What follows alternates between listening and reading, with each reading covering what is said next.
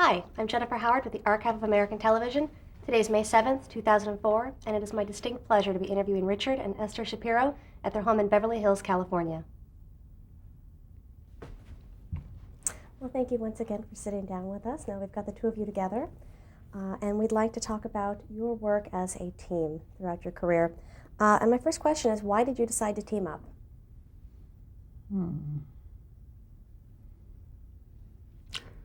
Well, I thought it was mutually beneficial. I mean, I thought he was attractive, and I liked being with him. And the big plus was that he could also really write. That was the main reason for me. yeah, we worked well together. We were able to work as a team and to collaborate and get along most of the time. It worked out. I think in the beginning, because there are so many unknowns, it actually helps to be able to articulate things. And having to meet somebody means that you're going to stay on the project, you don't procrastinate.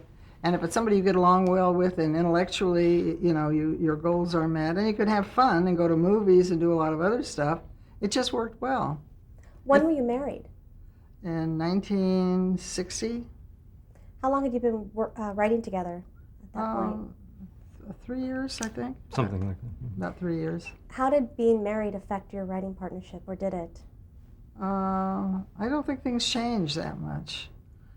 No, I don't think so. I think we kind of had our routines. Did you feel that? Yeah, no, that remained. When children came, that was another matter. Now, when did you get an agent? Was it around that same time? No, we got an agent. Well, we got an agent fairly early on, after we did the spec script. Ilse Salon, who was with the Paul Conner Agency, became our agent. She was mostly a theatrical agent and didn't really deal in television. So really, I think the first job? Did we have a theatrical job before we had a television job? No, Manhunt was ahead of that. Manhunt was first. We did get a television job by fluke, but she got us a theatrical job at Warner Brothers. So we did that very early on. Oh, you mentioned Manhunt. How did that come about? What was that experience like for you? Well, we had written this spec script, Elegy for a Gunman. And our agent, I think, was showing it around, and they were looking for writers on that show. And at Screen Gems, they were looking for new writers. And we were told it was one out of the 7,000 that they picked that they liked the writing of. And so they called us in and hired us. And that's how we got that job.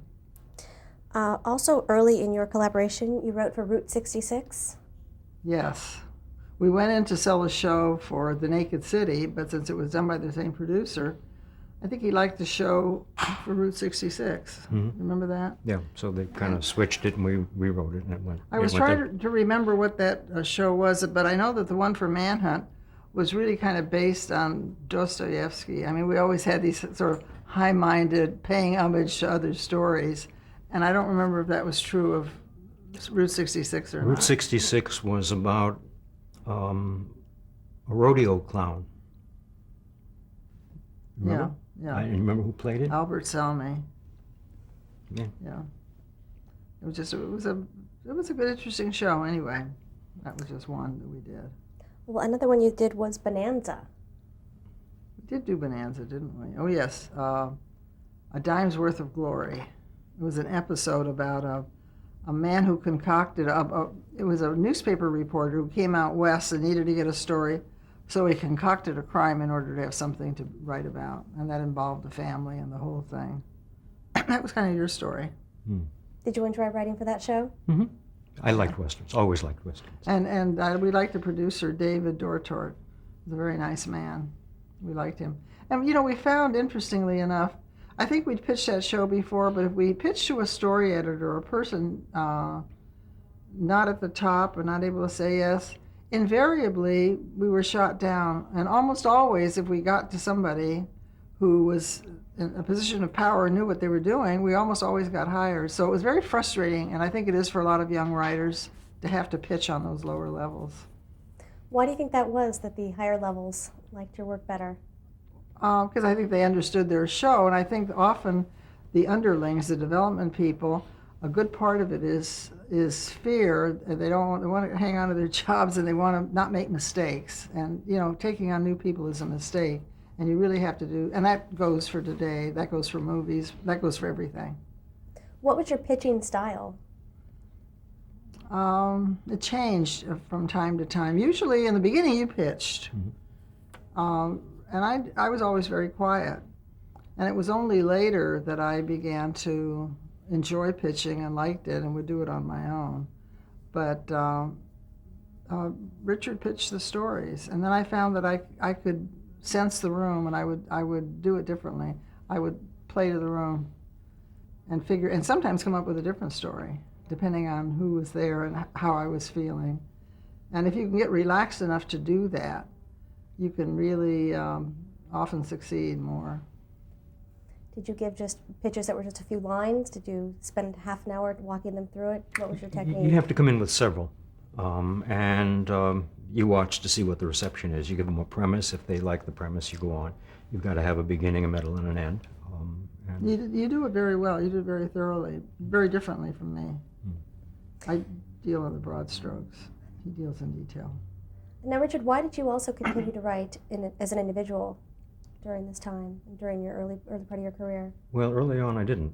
We worked together mostly. I don't know, when did I go off on my own? Just from time to time, when you did East of Eden, or when you did some script. And sometimes we would work out the whole story, and he would write the script.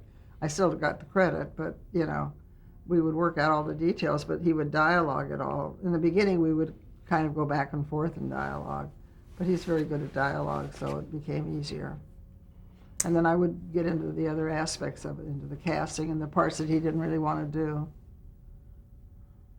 Now, in 1969, you became writers on the CBS daytime drama Love of Life.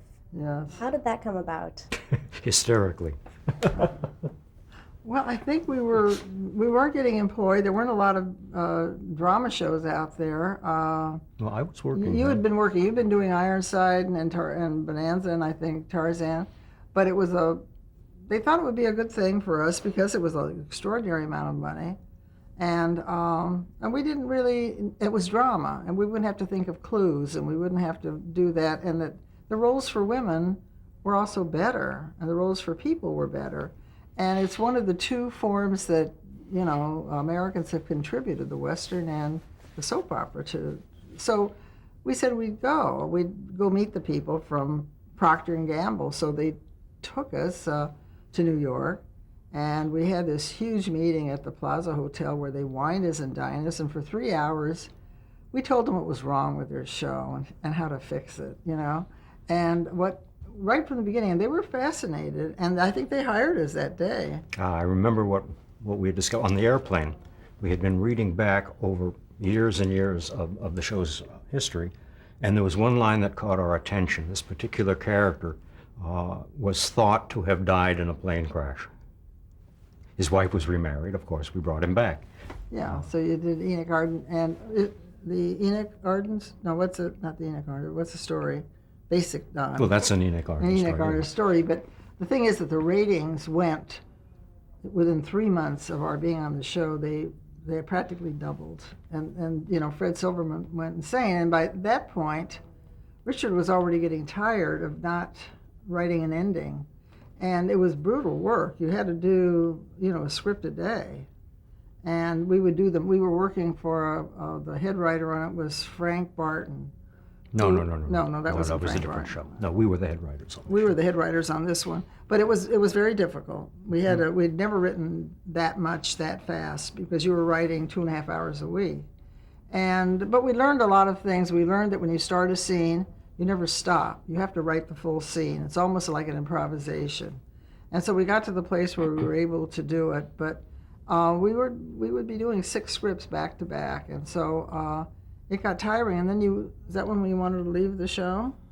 Well, after a point we did leave, and but they wouldn't let us leave unless we found someone to replace ourselves, which we did, but that didn't work out. Oliver Haley, the playwright and friend of ours, went back to take over the show, but he He was more insane than Richard, so that he couldn't get along with the folks. But so. Fred Silverman used to watch everything. He would watch Roadrunner. He would watch every episode of every soap, and he loved Richard's writing. And he saw one episode that he loved, and then he wanted you to do the thing with Michael Douglas, Medical Center. That's how you got that. Was it? It was off Fred Silverman's liking it so much. So it led to other things. So then we were back in not doing that. Although after we left that show, we had to go back on when the other person left, because that was the deal we made. We had a 5-year contract. So he was tired after a few months, and we found the replacement. It didn't work out, so they came back to us. We stayed on it for a little while longer, but then they finally let us off. It was torture. Were there any other writers that were working on the show with you? Yeah, we had other writers. We had other writers. We had all the plotting to do, and that's how it is. And you have all these scenes to do, but we learned a lot on that show. A lot that helped us not only with Dynasty, but I think the people who learned from Dynasty to do nighttime soaps, you learn how to use your characters, you learn how to move the story, and you learn that you don't necessarily get a bigger audience, but you get people to watch more, certainly in daytime. So instead of watching twice a week, if they watch 4 times a week, your numbers go way up. So, and we learned about character development, and we realized when you take it to distant locations, people don't like that. Their interest fades when you go to China or somewhere else. They like basic stories between the characters, and they're open to all kinds of relationships, gender-changing relationships even. But they have to be about people, about the core people. And it was a lesson that was good to remember for Dynasty, because somebody like John Forsythe, if he would ever complain, which was rare, it was because he didn't open the show and close the show. And that's kind of what he wanted to do all the time. Couldn't always, but more often than not, that was what he was trying to say. He wasn't wrong. No, because he was the anchor, and that's what people tuned in to see. And were you concerned about trying to stay true to the characters on Love of Life, since they'd existed and had been fleshed out before you'd arrived? They had been, but there were always new characters invented. And in fact, sometimes we try to reorganize it back to the truth we thought it should be. Sometimes they get off track. And they have to be able, every character must be able to play with every other character in the piece. Otherwise, the character is useless. And they had some of those, so we got rid of those and made all the characters integral around a specific character or a person or a story. Do you remember what the central story was of Love of Life? Well, when we came on, it was the story of the lost husband coming back. And when he did arrive on the scene, who he was, what he looked like, what he felt about the person she was with, all the repercussions on everybody. And that was a very strong storyline that went for several months.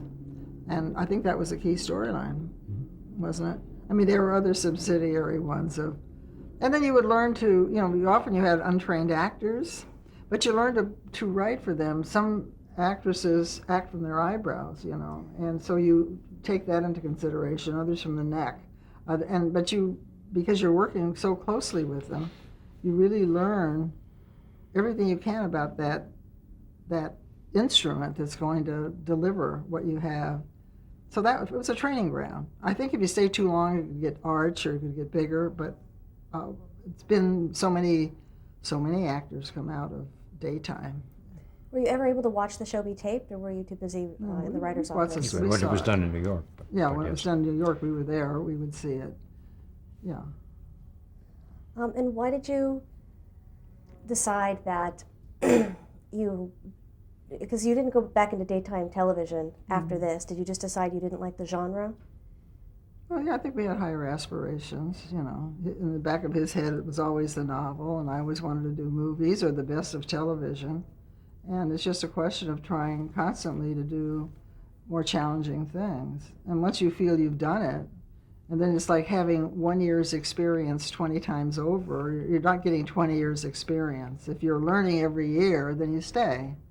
And if you feel like, I think that's always when we moved on, is when we felt that for us, had learned as much as we could. Not that there can't be more to be learned, but it stopped. Well, now let's talk about some of the made-for-television movies on which you both worked in the 1970s, for the most part. The first is Sarah T., Portrait of a Teenage Alcoholic. Talk a bit about that project.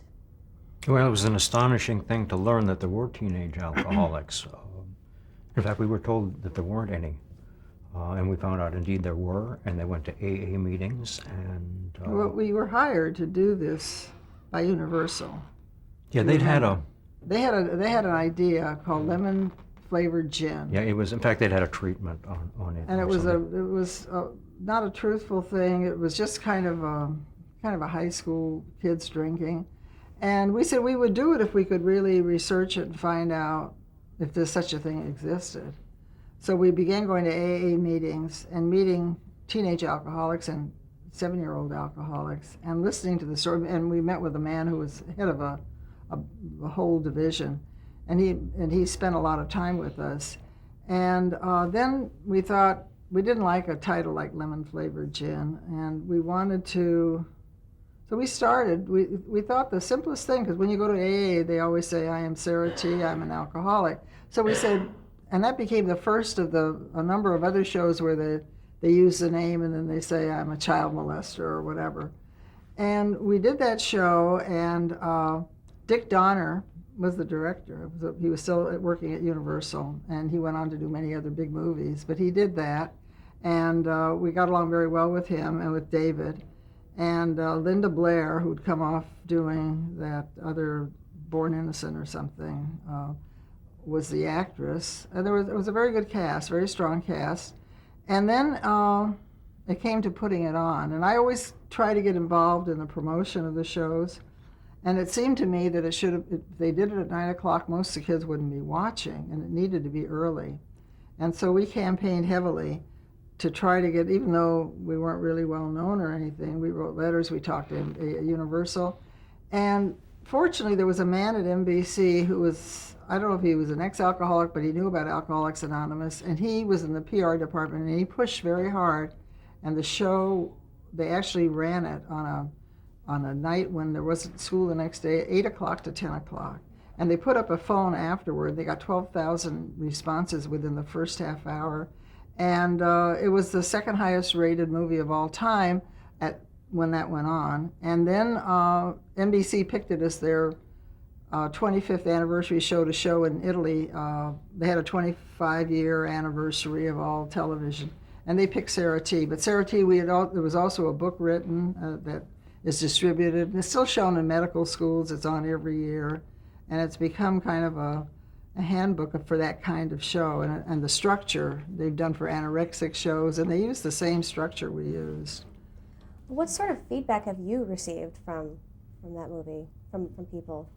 Well, we got, I think we've gotten some awards, and we've gotten, people liked it. People thought it was illuminating. I think they thought it was hard-hitting and tasteful, but revealing about kids in a way that they'd never seen. It was well thought of.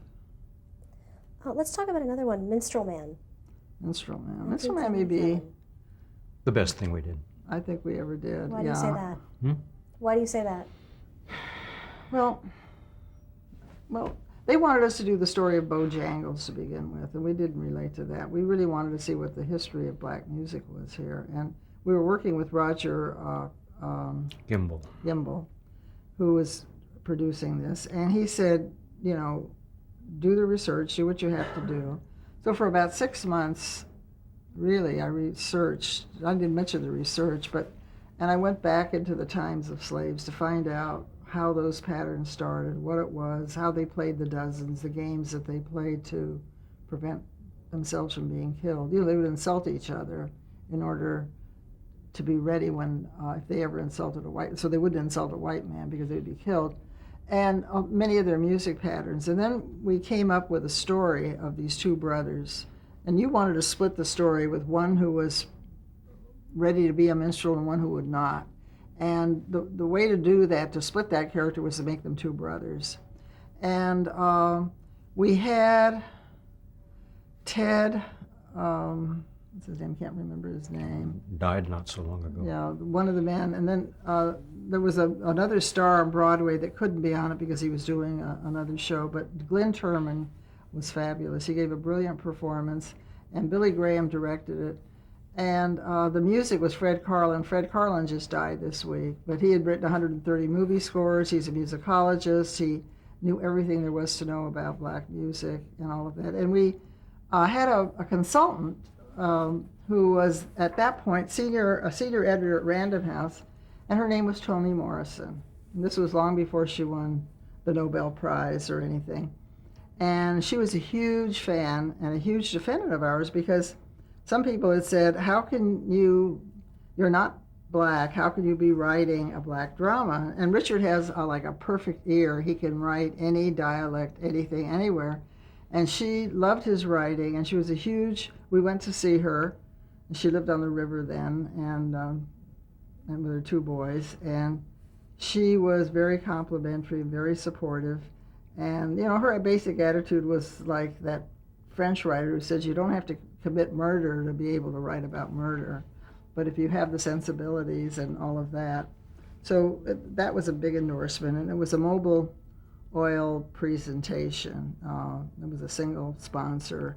And then later, we were asked by the Taper just a few years ago to do it as a musical for them. And Richard didn't really want to do it because the way they do musicals now, it's almost all music, and there isn't a lot of dialogue. And I'm not sure that was the right choice, but Gordon Davidson sat in our office for 3 hours trying to persuade us to do that. But the effect of it, they showed that to all the casts of Broadway one night, and they all wept, and they all went there, and it got extraordinary reviews. It won the Prix d'Italia, which was the first American film in 5 or 10 years to win that. And it was just, we were there when they filmed it on location with our little kids every step of the way, and I think it was one of the best things we ever did for television. Was it Ted Ross you were thinking of? Ted Ross, absolutely. Ted Ross Thank was you. in it. And the other one that was going to be in it that we went to see on Broadway, the great dancer. Yeah, but the choreographer was Donnie. Oh, Donnie McHale. Donnie McHale. They were just first-class people. And it was, when you think that it was made for less than $1 million, we shot it in Mississippi. And I remember waking up one morning and looking out, and there were all these black men in hats. They were rehearsing around the pool, and it was such an image, and it rained every day in the South. It was just beautiful, though, with the trees and the water and seeing all of that. But Roger Goodell was a classy producer, and Mitch Brower and Bob Lovenheim were the line producers on it. They were also helpful. At that point, we were just the writers. But I remember getting the telegram that we'd won a number of other awards. And I think we also won the Humanitas Award for that. I remember. I don't think so. Huh? I don't think so. There it is, in there. Maybe What did we win the Humanitas Award for? Minstrel Man. Oh, okay. Mike Wallace handed it to us. Richard, what was your favorite part of this experience of Minstrel Man? Minstrel Man? What was your favorite part of that whole experience? Well, writing it. Seeing it come to life. You mean nine drafts. So. It was an extraordinary premise. These were black men who had to put cork on their faces in imitation of white men who were doing minstrel shows. Minstrel shows didn't begin with blacks. It began with whites. And there was a great indignity in that. I guess the astonishing moment in the piece was when this troupe arrives on, I get choked up just thinking about it. They arrive at Broadway to do a show finally on Broadway, and they wipe the cork off the faces in defiance of what was expected of them, and they go on stage. It was a spectacular moment. That, and there was another moment when they were actually, black men were exhibited in cages, which was also... That's right, Glenn did that. Glenn was just fabulous. He said he was the only black man who didn't sing and dance naturally. But after he was married to Aretha Franklin for a few years, he did learn to sing, and he did learn to And we did dance. double his feet. But he has learned, and he's remained a lifelong friend. I just saw him recently. He brought me a play that was very much like two fathers from Columbine who meet after that, and it's something. And I didn't know that Glenn actually lost a son who was killed in a parking lot a few years ago, so he relates very much to that experience. But we stay very in contact with many of the actors that we've worked with. He's a special one. And I don't know if you know, but Ingmar Bergman hired him after that show. I mean, he thought he was the most extraordinary American actor. And so he's had a wonderful career. Oh, lovely. Let's move on. 1977, Intimate Strangers. Yes. What do you recall about that experience? Well, wife battering. I'll tell you what I recall about it. There was a scene in which Dennis Weaver, the nicest man in the world, personally, beats Sally Struthers around the room, from corner to corner to corner to corner. It was brutal and unseen in television, and we were sure that they were going to make us cut it. The head of the network was Is it Fred. Huh? Fred Pierce. Yeah. Looked at it. I think we finally took 8 frames out of the sequence. It went virtually as it was shot, and it was startling and effective. Well, what happened, though, was they showed it to the advertisers and nobody wanted to pick it up. That's right. None. They could get no advertising. So they asked one woman who was representing Singer Sewing Machine or something to watch it, and she watched it, and she loved it. Then they asked all the other companies to send in women representatives or other representatives, and it went on and it got a huge, huge rating. But what came ahead of that, the interesting thing is that the network was prepared to go on without Yeah, advertisers. they were. They really were. They felt it was. There were a couple of feminist groups that took issue because we left one small bead of hope, because she had to separate from him. She couldn't live like that. And he was going off to give treatment. But as he went in the elevator, he looked back at her, and she looked at him, and nothing else was said. And there were a couple of groups that said, "Oh, that means that he's going to go back to her." It didn't really. It didn't mean anything. It was goodbye, and we don't know what was going to happen. And if he got treatment, we didn't want to close the door, because some people do make it. But that was the only criticism we had of it. But you're going to bound to get some of it. But largely, it was very positive. But it was, in fact, the story of a woman who was compelled to endure this and wouldn't walk away from it, and had to come to her own realization that she was denying the fact that this man would not change, and it was up to her to get out of this She felt that situation. everything would be better. The next day would be better. It really was only when the kids got it were involved, and she thought they were threatened, that she felt that she had to get out, and took the kids and And it was a left. marvelous moment when Sally sat on the end of a bed, her face black, with a little girl, I've forgotten her name, Quinn Cummings, who's now an agent. and she said, "Why does Daddy hit you?" That's great. Let's stop right there.